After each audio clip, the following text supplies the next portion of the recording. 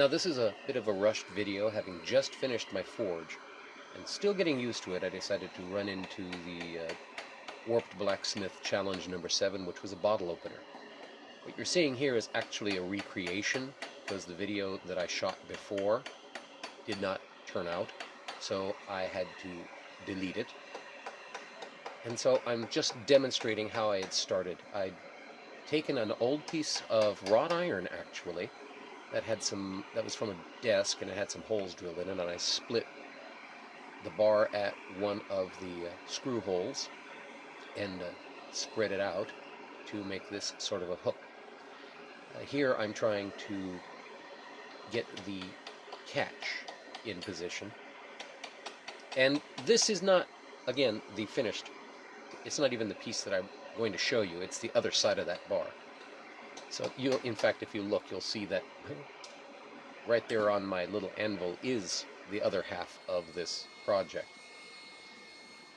But once I got the tines shaped the way I wanted them, they could do a little bit of fidgeting. I decided to put a curve in the handle. And the more and more I use this railroad track, the more and more I realize that I need a real anvil. Keeping everything flat was a challenge, because there is almost no flat space on that track. The wrought iron bent very easily, and at low temperatures, the sunlight obscures the actual color of the metal. But it's doing very well, and I get the final shape eventually. Straighten it out a little bit more. See how things work out there.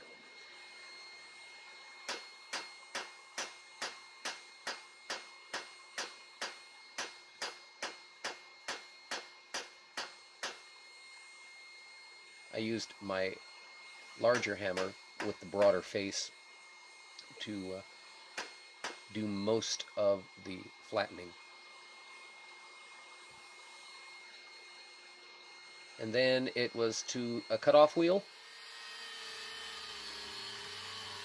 and from the cutoff wheel I took it to the grinder, and I ground the final shape in.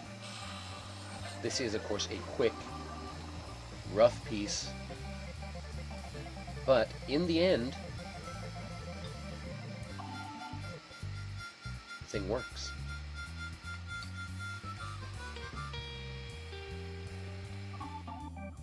And there's the piece. Again, very rough, very hammered, but I'm happy with it. If you like this video, comment on it, hit the like button, and hit the subscribe button to see future videos. Check out the other videos that are in this challenge in the description below, plus these new videos that I've just put up. And as always, thank you for watching.